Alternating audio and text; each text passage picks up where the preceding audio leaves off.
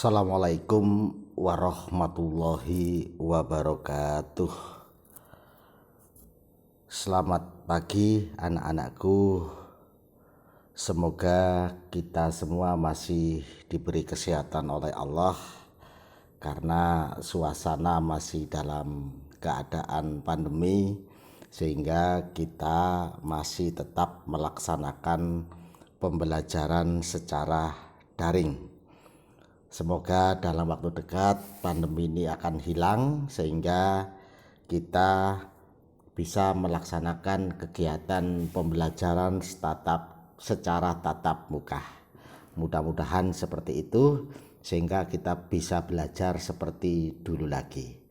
Anak-anakku yang saya banggakan, pembelajaran IPA hari Kamis saat ini, pada pagi hari ini Pak Mansur nantinya akan menjelaskan tentang bagian otot. Kemudian yang kedua yaitu tentang gangguan dan kelainan rangka dan otot. Pembelajaran saat ini sebetulnya adalah masih meneruskan pembelajaran atau meneruskan materi yang lalu, karena pada minggu yang lalu Pak Mansur sudah menjelaskan tentang sistem gerak pada manusia. Terakhir penjelasan Pak Mansur yaitu tentang tulang, sehingga kelanjutan dari sistem gerak manusia yang lain yaitu otot, kemudian nanti diakhiri dengan gangguan dan kelainan rangka dan otot. Jadi itu nanti yang akan dijelaskan oleh Pak Mansur kepada kalian. Semoga penjelasan Pak Mansur nantinya bisa mempermudah atau dapat menjelaskan kepada kalian, sehingga kalian akan mudah mencapai tujuan pembelajaran yang akan diharapkan dari pembelajaran saat ini.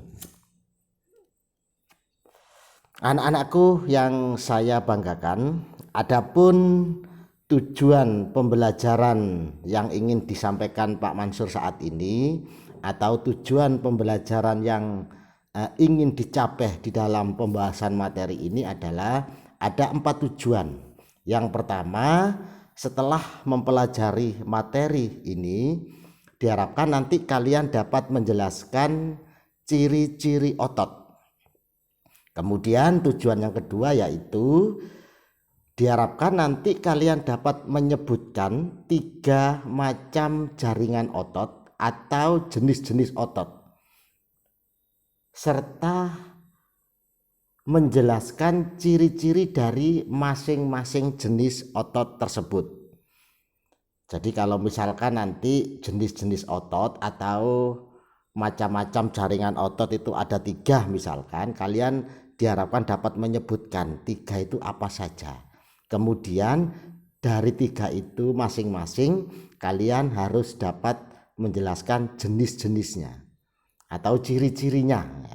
Ciri-ciri dari masing-masing jaringan otot tersebut. Kemudian tujuan yang ketiga yaitu diharapkan nanti kalian dapat menjelaskan sifat kerja otot.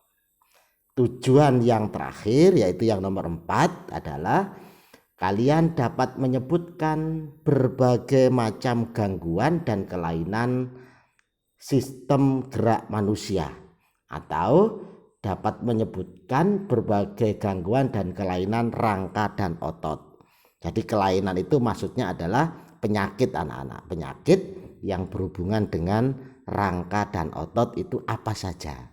Itu. Jadi ada 4 tujuan yang ingin dicapai di dalam pembelajaran saat ini. Anak-anakku yang saya banggakan, kita langsung masuk kepada materi otot. Di dalam tampilan yang disajikan Pak Mansur itu bahwa otot itu disebut sebagai alat gerak aktif. Alasannya adalah karena otot itu dapat berkontraksi. Jadi saya ulangi lagi anak-anak ya. Jadi otot ini sudah disinggung oleh Pak Mansur sebetulnya. Otot itu disebut sebagai alat gerak aktif karena dapat berkontraksi. Kalau lawan dari alat gerak aktif itu adalah alat gerak pasif. Kemarin sudah dibahas Pak Mansur, alat gerak pasif yaitu tulang. Karena tulang itu sebetulnya tidak dapat bergerak sendiri, sehingga dia disebut sebagai alat gerak pasif. Kalau otot ini dia dapat bergerak sendiri, makanya disebut sebagai alat gerak aktif. Otot itu merupakan jaringan yang dapat berkontraksi menjadi lebih pendek atau berelaksasi ke ukuran semula. Jadi otot kita itu sebetulnya dapat berkontraksi menjadi lebih pendek atau juga dapat berrelaksasi, artinya kembali ke ukuran yang semula. Lah, gerakan kontraksi tersebut menyebabkan bagian-bagian tubuh juga ikut bergerak. Jadi seperti itu anak-anak ya. Jadi otot itu disebut sebagai alat gerak aktif. Lah, ciri-ciri otot ada 3 di sini. Ciri-ciri otot. Yang pertama yaitu kontraktibilitas. Apa itu kontraktibilitas? Adalah kemampuan memendek dari ukuran semula. Ukuran memendek ini yang dimaksud dengan berkontraksi tadi itu loh nak, karena bisa memendek dan bisa memanjang, bahkan bisa kembali ke ukuran semula.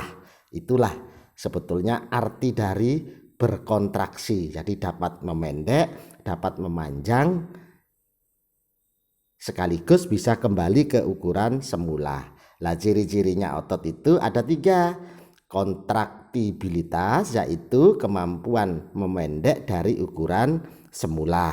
Kemudian ciri yang kedua yaitu ekstensibilitas, yaitu kemampuan memanjang dari ukuran semula. Kemudian yang terakhir ciri-ciri otot yaitu elastisitas, elastis, yaitu kemampuan kembali ke ukuran semula. Jadi ada 3 ciri dari otot itu. Yang pertama tadi apa? Kontraktibilitas, kemampuan untuk memendek dari ukuran semula. Kemudian yang kedua yaitu ekstensibilitas, yaitu kemampuan memanjang dari ukuran semula. Kemudian yang ketiga yaitu elastisitas. Jadi 3 ciri dari otot. Kemudian anak-anakku, sekarang jenis-jenis otot. Jenis-jenis otot. Ada 3 nanti dari jenis-jenis otot itu.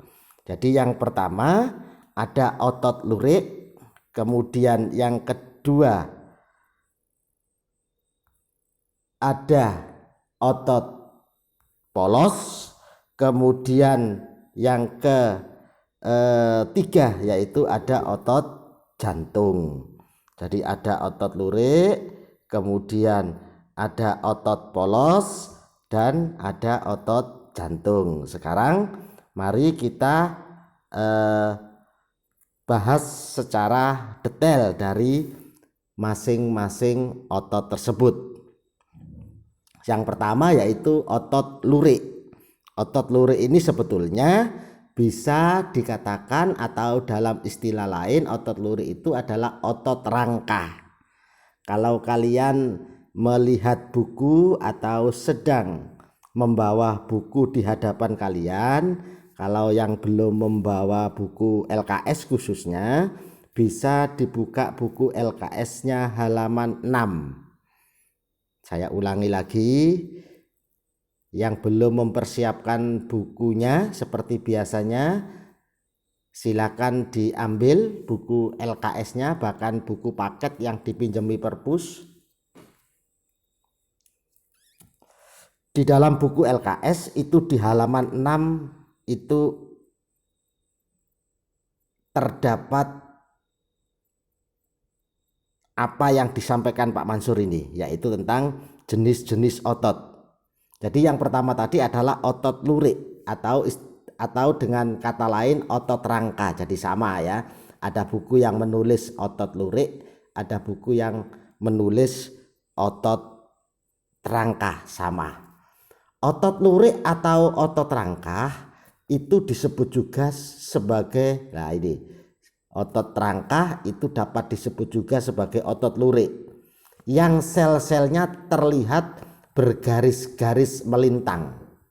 Sambil lalu kalian lihat gambar di sebelah kanan dari tayangan itu. Jadi memiliki sel-sel yang terlihat bergaris-garis melintang. Otot rangka melekat pada tulang yang dihubungkan dengan tendon. Apa itu tendon? Tendon itu adalah pita tebal, berserabut dan liat yang melekatkan otot pada tulang. Lah, otot rangka itu termasuk ke dalam otot yang sadar, yang kerjanya dapat dikendalikan.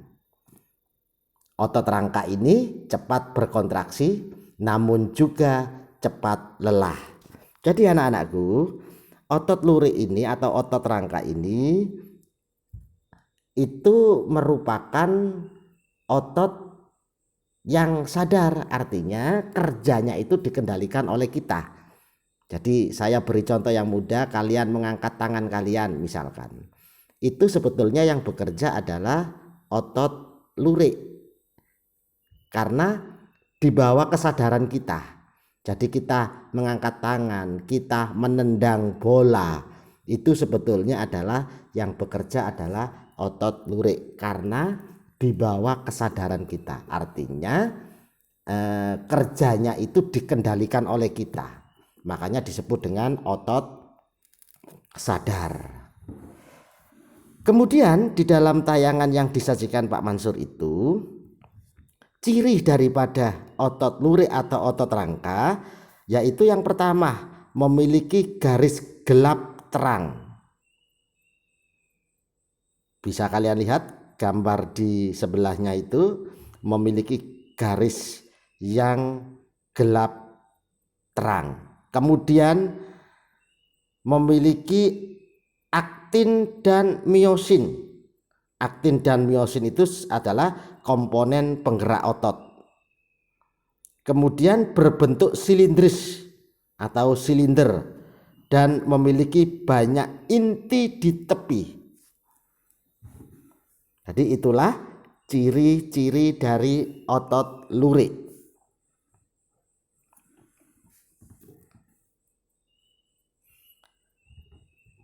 Otot rangka merupakan otot lurik. Tadi sudah disinggung Pak Mansur ya anak-anak bahwa sebutan lain dari otot rangka itu adalah otot lurik. Kemudian atau otot lurik itu bisa dikatakan sebagai otot rangka. Kerja otot lurik dikendalikan oleh otak. Maka disebut dengan otot sadar karena dikendalikan oleh kita, dikendalikan oleh otak. Kemudian otot rangka itu memiliki dua bagian, yaitu ada bagian tendon dan ada bagian empal. Jadi otot rangka itu ada dua bagian, ada bagian tendon dan ada bagian empal. Bagian tendon itu dua ujung liatnya tadi itu, dua ujung yang liat. Kemudian empalnya itu adalah bagian tengahnya yang membesar. Jadi di kedua ujungnya itu ada tendon bagian yang liat, kemudian di bagian tengah yang membesar itu disebut dengan bagian empalnya. Tendon itu melekat pada tulang diam disebut origo. Jadi tendon yang melekat pada tulang diam disebut origo. Tendon yang melekat pada tulang yang dapat bergerak disebut insersio. Saya ulangi anak-anak, mungkin ini pengertian baru bagi kalian, bahwa ada tendon yang melekat pada tulang yang diam, kemudian ada tendon yang melekat pada tulang yang bergerak. Tendon yang melekat pada tulang yang diam itu disebut dengan origo, sedangkan tendon yang melekat pada tulang yang bergerak itu disebut dengan insersia. Ya, insersio. Maaf, bukan insersia tapi insersio. Jika otot berkontraksi, maka empal akan memendek, membesar, dan mengeras, membuat tulang terangkat. Jadi saya ulangi, jika otot berkontraksi, maka empal akan memendek, membesar, dan mengeras, membuat tulang terangkat. Jadi seperti itu. Jadi empal tadi adalah merupakan bagian dari otot di bagian tengah. Kalau tendon di ujung-ujungnya yang lihat itu. Jadi ada tendon, ada empal. Kemudian sekarang yang kedua, jenis otot yang kedua yaitu otot polos. Otot polos terdapat pada dinding lambung, ada juga di usus halus, di rahim pada wanita, kantong empedu, dan pembuluh darah. Otot polos itu berkontraksi dan berelaksasi secara lambat. Sel-selnya berbentuk gelendong yang terdapat inti di tengahnya. Lah, otot polos itu bekerja secara tidak sadar. Jadi lain dengan otot lurik tadi nak ya. Kalau otot lurik itu bekerja secara sadar, artinya dikendalikan oleh otak kita, oleh pikiran kita. Sedangkan kalau otot polos itu bekerjanya secara tidak sadar, tanpa kita perintah, tanpa diperintahkan oleh otak, maka otot polos sudah bisa bekerja dengan sendirinya. Kemudian ciri-ciri dari otot polos itu ada apa saja? Yang pertama, bahwa otot polos itu berinti satu. Coba dilihat di gambar sebelah kanannya itu adalah merupakan gambar otot polos. Kalau yang tadi gambar otot lurik adalah seperti ini. Nukleus itu inti nak ya, inti sel. Jadi ini adalah gambar dari otot lurik. Kemudian yang ini gambar sebelah kanan itu adalah gambar dari otot polos. Nukleus itu artinya intinya. Jadi berinti satu. Kemudian berbentuk gelendong dengan kedua ujung yang meruncing. Jadi bagian tengahnya, bagian empalnya itu ya, bagian tengahnya itu berbentuk gelendong dengan kedua ujungnya yang meruncing. Tetapi kalau otot lurik tadi tidak meruncing ya, tidak meruncing. Ini meruncing. Bekerja secara tidak sadar. Tadi sudah disinggung Pak Mansur ya. Jadi otot polos itu bekerja secara tidak sadar, atau dengan istilah lain bekerja secara otonom. Kemudian kerjanya lambat. Kemudian tidak cepat lelah. Kalau yang otot lurik tadi kan cepat lelah. Nah, kalau otot polos ini tidak cepat lelah.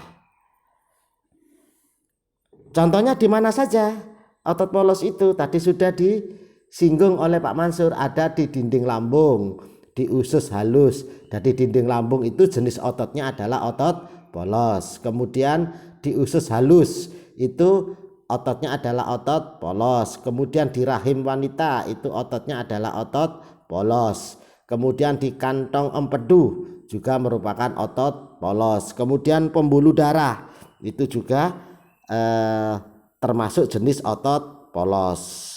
Itu adalah organ-organ dalam tubuh manusia.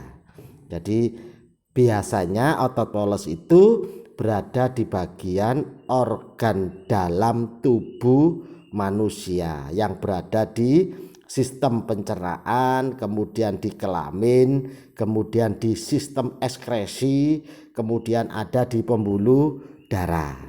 Jadi itulah penjelasan tentang otot polos. Kemudian sekarang kita bahas otot jantung. Jadi otot lurik atau otot rangka sudah, kemudian otot polos sudah, yang ketiga yang terakhir tentang jenis-jenis atau macam-macam otot yaitu otot jantung. Disebut otot jantung sebetulnya karena hanya ditemukan pada dinding jantung. Jadi otot jantung itu sebetulnya hanya ditemukan di dinding jantung, makanya ototnya disebut sebagai otot jantung. Di tempat lain sudah tidak ada.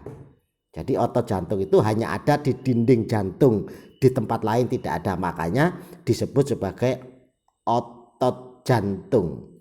Otot jantung ini memiliki garis-garis seperti otot rangka atau otot lurik, namun bekerjanya secara tidak sadar seperti pada otot polos. Jadi struktur ototnya itu seperti otot lurik, struktur ototnya, kemudian bekerjanya itu seperti otot polos. Jadi sebetulnya otot jantung ini kombinasi dari otot lurik dan otot polos. Struktur atau anatomi ototnya itu seperti otot lurik atau otot rangka, tetapi bekerjanya itu secara tidak sadar, tanpa kita kendalikan, tanpa kita suruh, seperti otot polos. Sehingga dua kombinasi antara otot lurik dan otot polos itu ada di dalam otot jantung. Ciri-ciri otot jantung itu berinti banyak di tengah-tengahnya. Jadi memiliki inti yang banyak di bagian tengah. Di gambar sebelah kanan itu jelas, itu gambar dari otot jantung. Kemudian terletak di jantung. Tadi sudah disinggung Pak Mansur. Disebut otot jantung memang karena otot jantung itu hanya berada di dalam dinding jantung. Letaknya jelas berada di jantung. Kemudian berbentuk serabut lurik bercabang. Jadi berbentuk serabut lurik bercabang. Kemudian bekerja secara otonom. Berarti di luar kesadaran, tanpa kesadaran, otonom, tanpa kesadaran. Seperti pada otot polos.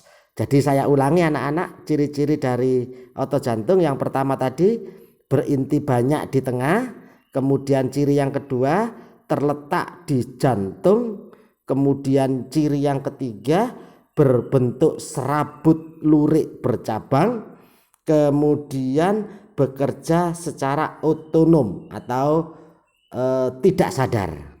Jadi itulah ciri-ciri dari otot jantung. Sekarang masuk ke bagian yang lain, yaitu tentang sifat kerja otot. Sifat kerja otot itu nanti dibagi menjadi dua. Ada yang bersifat antagonis dan ada yang bersifat sinergis. Jadi saya ulangi lagi, sifat kerja otot itu dibagi menjadi dua, ada yang antagonis dan ada yang sinergis. Kita pelajari satu persatu, apa itu antagonis dan apa itu sinergis. Sekarang yang pertama dulu antagonis, bahwa antagonis itu kerja dua otot yang berlawanan, kontraksi dan relaksasi. Saya ulangi lagi, jadi sifat kerja otot yang antagonis itu kerja dua otot yang berlawanan, ada yang satunya berkontraksi dan satunya berrelaksasi. Ada 4 di dalam kerja otot yang antagonis. Yang pertama yaitu fleksi dan ekstensi, yaitu membengkokkan dan meluruskan. Contoh, sendi siku dan lutut. Jadi sendi siku dan lutut itu membengkokkan dan meluruskan. Itu namanya fleksi dan ekstensi. Kemudian ada yang namanya yang kedua abduksi dan adduksi. Jadi ada abduksi dan adduksi, menjauhi dan mendekati badan. Contohnya apa yang menjauhi dan mendekati badan? Contohnya adalah sendi lengan atas dan sendi paha. Jadi sendi lengan atas dan sendi paha itu kerja ototnya adalah menjauhi dan mendekati badan. Ini kerjanya secara antagonis, secara berlawanan. Kerja yang menjauhi dan mendekati badan yang contohnya sendi lengan atas dan sendi paha itu disebut dengan abduksi dan adduksi. Kemudian yang ketiga yaitu pronasi dan supinasi, yaitu menelungkup dan menengadah. Menelungkup dan menengadah itu namanya pronasi dan supinasi. Contohnya adalah membalikkan telapak tangan. Jadi sekarang sambil lalu kalian membalikkan telapak tangan, menelungkup dan menengadah, menelungkup dan menengadah, seperti orang yang meminta dan orang yang memberi. Jadi kalau memberi itu berarti posisi tangan kita adalah menelungkup, kalau posisi meminta itu adalah menengadah. Itu berarti kerja otot secara antagonis, tetapi pada bagian yang pronasi dan supinasi. Jadi pronasi dan supinasi, menelungkup dan menengadah. Contohnya membalikkan telapak tangan. Kemudian yang terakhir dari antagonis yaitu depresi dan elevasi, ke bawah dan ke atas. Depresi dan elevasi, ke bawah dan ke atas. Contohnya yaitu gerakan kepala menunduk dan menengadah. Jadi kalau kepala kita menunduk itu berarti depresi, kalau kepala kita menengadah itu berarti elevasi. Itulah 4 macam kerja otot yang secara antagonis. Antagonis tadi adalah kerja dua otot yang saling berlawanan. Jadi ada fleksi dan ekstensi, kemudian ada abduksi dan adduksi, kemudian ada pronasi dan supinasi, kemudian ada depresi dan elevasi. antagonis. Kemudian sifat kerja otot yang kedua yaitu sinergis. Sinergis itu adalah kerja dua otot yang saling bekerja sama. Jadi kalau antagonis kerja dua otot yang berlawanan, tetapi kalau sinergis itu kerja dua otot yang saling bekerja sama. Contohnya apa? Otot pronator teres dan pronator quadratus yang menimbulkan gerakan menelungkup dan menengadah pada telapak tangan. Itu disebut kerja dua otot yang saling bekerja sama. Dengan istilah lain, sifat kerja otot yang secara sinergis. Kemudian kita lanjutkan pada bagian yang kedua. Jadi tadi bagian otot anak-anakku ya. Bagian otot sudah dijelaskan oleh Pak Mansur. Bagian otot. Kalau nanti pada bagian otot ada atau bagian yang lain ada yang kurang jelas, bisa ditanyakan ke Pak Mansur lewat WA-nya Pak Mansur. Insya Allah akan saya jelaskan setiap pertanyaan yang kalian tanyakan. Jadi pada bagian otot tadi sudah dijelaskan Pak Mansur, otot itu termasuk alat gerak aktif. Kenapa disebut aktif? Kemudian ciri-ciri otot itu kan ada 3, ada kontraktibilitas, ada ekstensibilitas, dan ada elastisitas. Kemudian jenis-jenis otot itu ada otot lurik atau otot rangka, kemudian ada otot polos, kemudian yang ketiga yaitu ada otot jantung, beserta ciri-cirinya sudah dijelaskan oleh Pak Mansur. Kemudian sifat kerja otot itu kan ada 2, ada yang antagonis, kemudian di dalam antagonis itu ada 4, kemudian ada yang sifat kerja otot yang secara sinergis. Sekarang pada yang bagian yang kedua yaitu gangguan dan kelainan pada rangka dan otot. Gangguan dan kelainan rangka dan otot. Sekarang yang pertama ada gangguan dan kelainan pada tulang.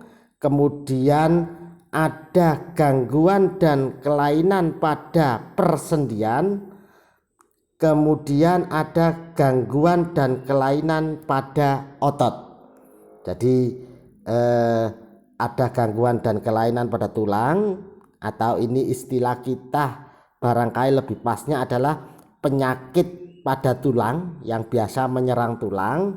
Kemudian penyakit yang biasa menyerang pada persendian, yang terjadi pada persendian. Kemudian penyakit yang biasanya gangguannya itu pada otot. Itu nanti kita satu persatu kita bahas. Di dalam buku paket kalian jelas di situ juga ada, kalian cari materi tentang ini. Kalau di dalam buku LKS itu ada di halaman 6 bagian 4 dengan judul gangguan dan kelainan pada sistem gerak dan upaya mencegah serta mengatasinya. Jadi pada judul itu di buku LKS kalian juga dijelaskan, akan tetapi penjelasannya tidak dipisah-pisah, mana yang termasuk gangguan di tulang, mana yang termasuk gangguan di sendi, dan mana yang termasuk gangguan di otot, tidak dipilah-pilah begitu. Sehingga di tayangan Pak Mansur ini dipilah-pilah Pak Mansur supaya lebih jelas. Yang pertama gangguan dan kelainan pada tulang. Yang pertama ada skoliosis. Skoliosis itu adalah tulang belakang bagian punggung. Jadi tulang belakang kapan hari sudah pada minggu yang lalu sudah dijelaskan oleh Pak Mansur. Tulang belakang itu yang mana saja, kemudian ada bagian-bagian ruasnya, ada jumlahnya berapa kemarin bisa kalian buka lagi kalau lupa. Jadi skoliosis itu tulang belakang bagian punggung membengkok ke kiri atau ke kanan.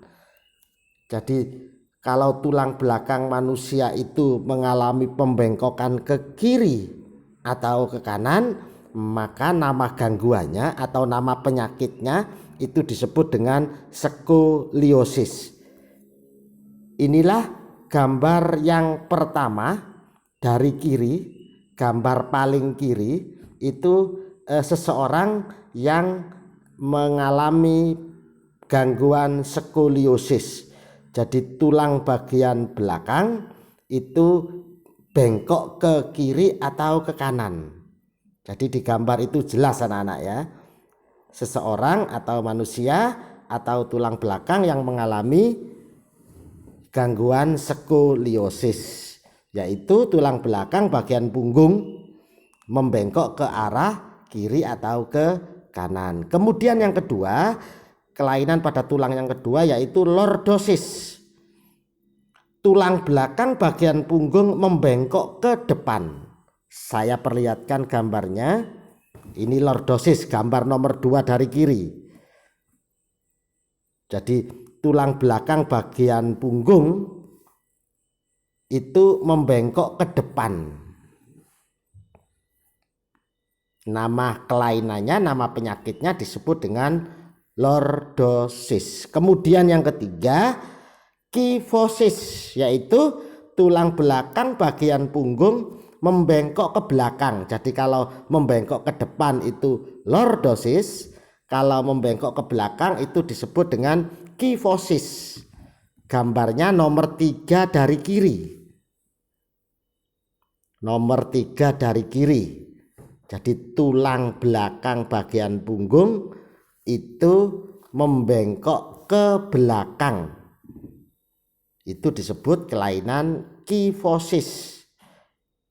Kemudian kelainan tulang yang nomor 4 yaitu frakturah, patah tulang. Jadi kalau ada yang patah tulang itu istilah lainnya adalah frakturah. Kemudian ada kelainan yang nomor 5, osteoporosis. Ini mungkin kata-kata ini tidak asing bagi kalian, sering orang menyebut osteoporosis, yaitu tulang menjadi rapuh karena berkurangnya jumlah kalsium dan mineral dalam tulang manusia. Ini biasanya terjadi pada orang-orang yang lanjut usia atau lansia. Jadi kelainan tulang yang disebabkan oleh orang-orang yang berusia parubaya atau lansia. Kemudian kelainan tersebut berupa menurunnya kerja sel-sel osteoblas sebagai akibat penurunan produksi hormon estrogen. Jadi karena pada orang yang lansia itu produksi hormon estrogennya itu menurun, sehingga kerja dari sel osteoblas, jadi ada sel yang namanya osteoblas itu menurun. Jadi kerjanya menurun karena produksi hormon estrogen itu mengalami penurunan, sehingga sel osteoblas itu menurun juga. Sehingga akibatnya apa? Akibatnya adalah tulang menjadi rapuh dan mudah patah.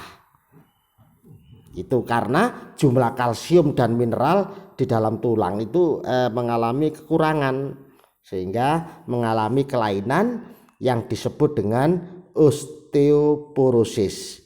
Kemudian kelainan yang lain yaitu rakitis. Rakitis itu adalah penyakit yang disebabkan oleh kekurangan vitamin D dan kalsium. Pembentukan tulang tidak sempurna.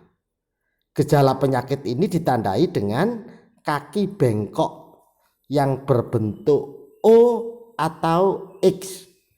Mungkin kalian pernah melihat seseorang atau anak-anak yang kakinya itu membentuk huruf O. Bahkan ada yang membentuk huruf X. Itu sebetulnya penyakit yang disebabkan karena kekurangan vitamin D dan kalsium. Nama penyakitnya disebut dengan rakitis.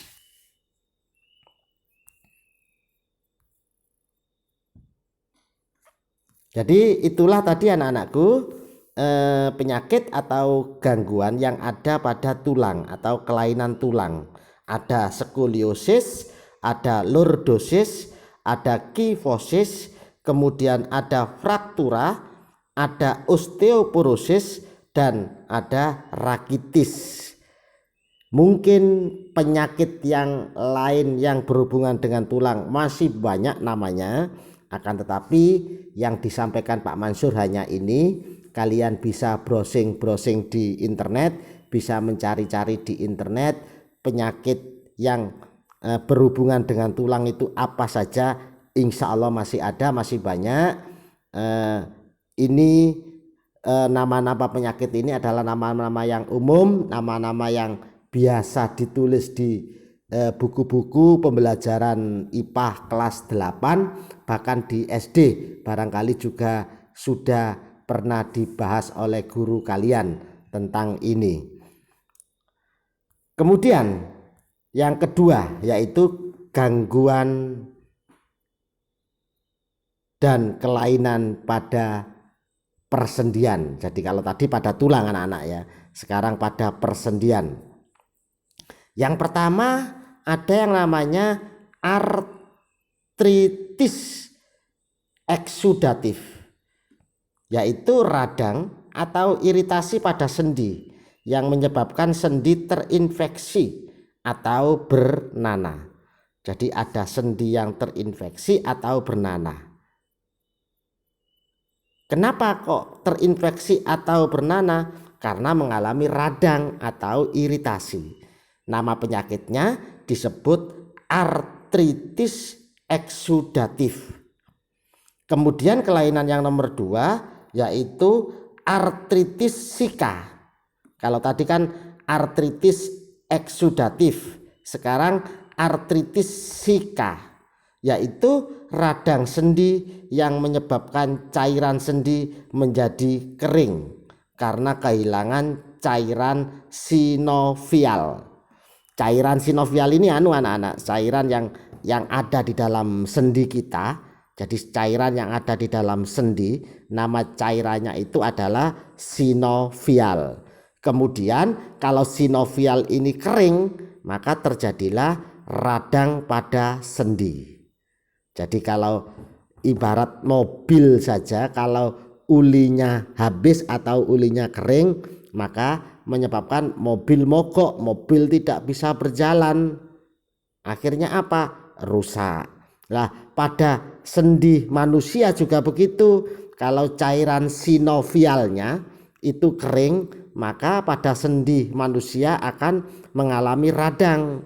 Nama penyakitnya atau nama kelainannya disebut dengan artritis sika.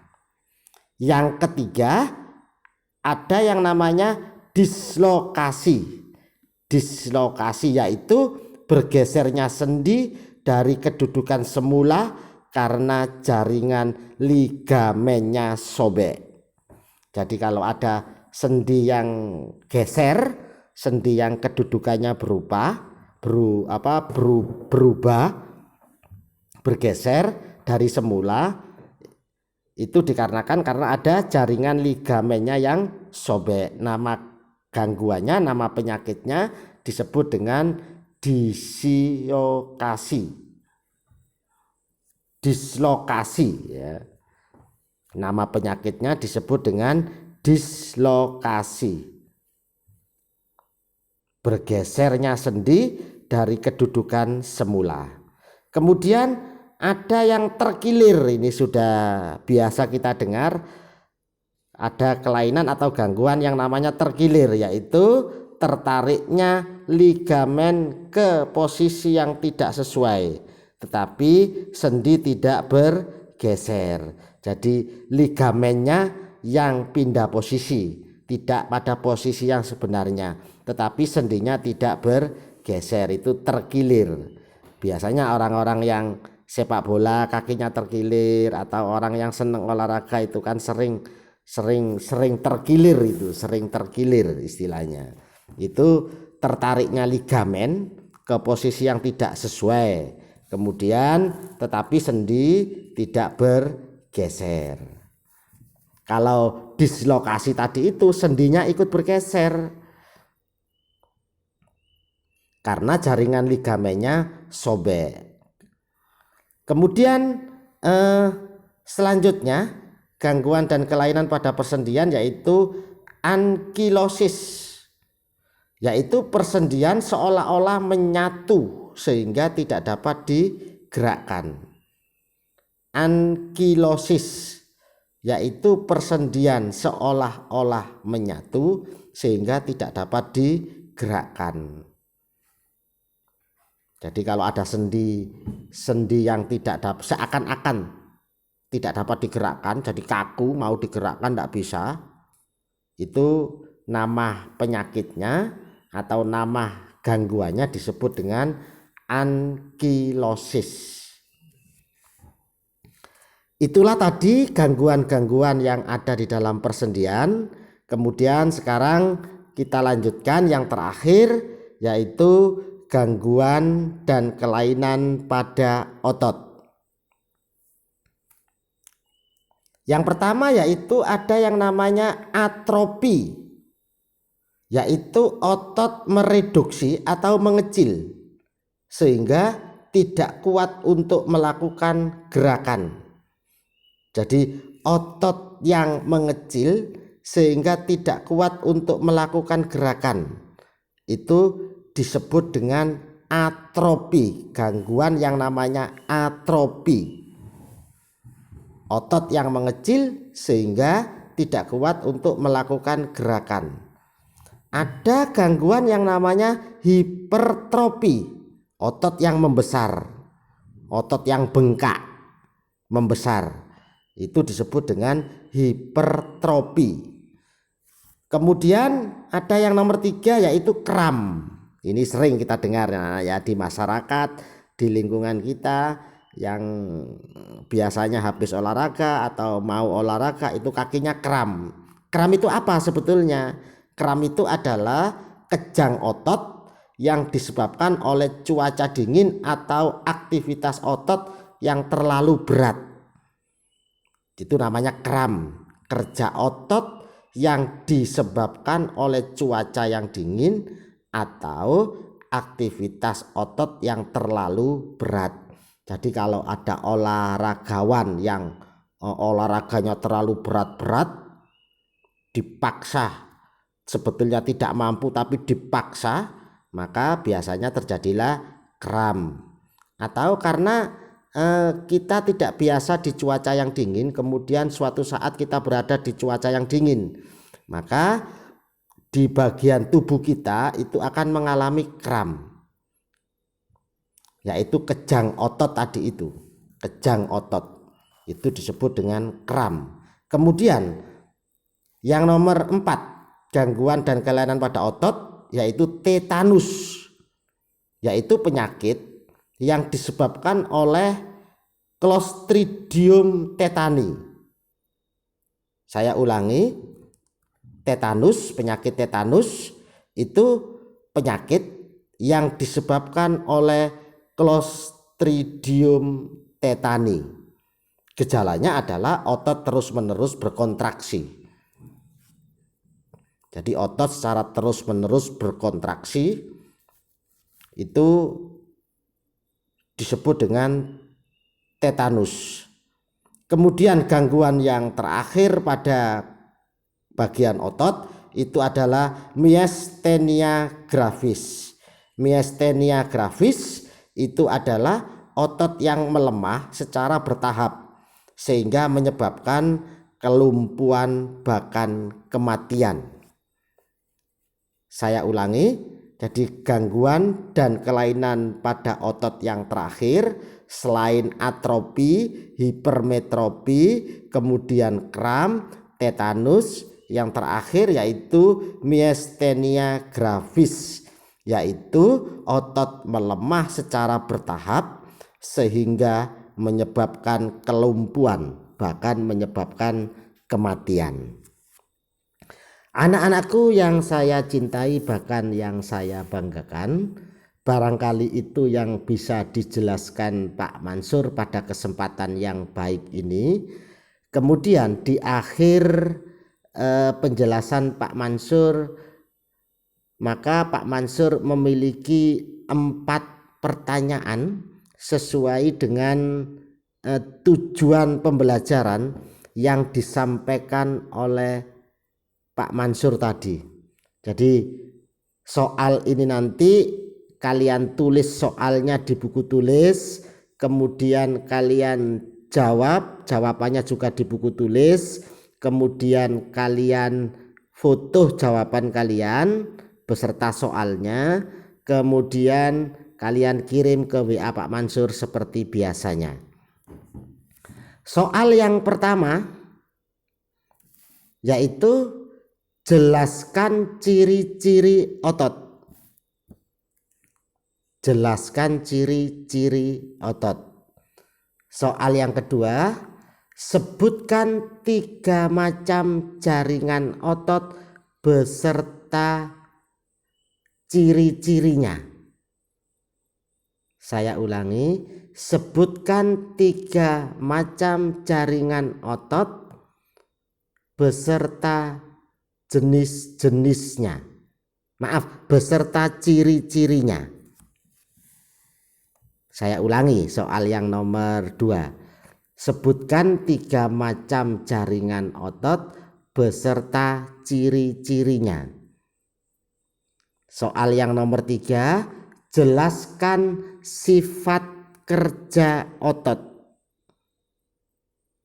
Yang nomor 4, soal nomor 4, sebutkan berbagai gangguan dan kelainan rangka dan otot. Saya ulangi soal yang nomor 4, sebutkan beberapa gangguan dan kelainan rangka dan otot. Itulah anak-anakku soal yang perlu kalian kerjakan. Hasilnya difoto kemudian dikirim ke WA Pak Mansur. Jika kalian mengirim jawaban kemudian belum dibalas Pak Mansur dengan kode jempol atau gambar jempol, berarti belum dikoreksi Pak Mansur. Akan tetapi kalau sudah dibalas Pak Mansur dan diberi tanda jempol, artinya jawaban kalian sudah dikoreksi oleh Pak Mansur. Barangkali itu anak-anakku. Kalau nanti soalnya kurang jelas, video ini bisa kalian putar berulang-ulang supaya kalian bisa menulis soalnya lagi di buku tulis ya. Kalau misalkan Pak Mansur terlalu cepat untuk membacakan soalnya, bisa diputar berulang-ulang agar memperoleh soal yang dibacakan Pak Mansur tadi dengan jelas. Barangkali itu anak-anakku yang bisa disampaikan Pak Mansur untuk otot dan gangguan pada kelainan pada rangka dan otot. Semoga apa yang dijelaskan Pak Mansur ini dapat memberi pencerahan bagi kalian. Kalian bisa menjadi lebih jelas. Pak Mansur mengingatkan baca juga materi ini di halaman 6 pada buku LKS, baca juga di buku paket agar kalian memperoleh pemahaman yang lebih mendalam, yang lebih menyeluruh, sehingga kalian akan memiliki pemahaman yang lebih paham dan lebih jelas. Anak-anakku, semoga kita semua masih diberi kesehatan oleh Allah sehingga kita bisa menjalankan kewajiban kita masing-masing, kita masih bisa mengadakan kegiatan belajar mengajar antara saya, Bapak Ibu guru, dan kalian semua. Salam sehat, jaga kesehatan, jangan lupa selalu pakai masker kalau kemana-mana, kemudian jangan berkerumun, kemudian jaga jarak, selalu bawa hand sanitizer kalau memiliki, kalau tidak memiliki pokoknya selalu cuci tangan sehabis pegang apa-apa. Kemudian hal-hal yang berhubungan dengan kesehatan, dengan adanya pandemi ini, dengan adanya COVID ini, kita saling menjaga diri kita dan saling menjaga keluarga kita supaya kita tetap sehat, tetap bisa melaksanakan kewajiban kita sehari-hari. Barangkali itu yang bisa disampaikan Pak Mansur. Kurang lebihnya Pak Mansur mohon maaf. Kita sambung, kita lanjutkan pada pertemuan berikutnya. Saya akhiri. Assalamualaikum warahmatullahi wabarakatuh.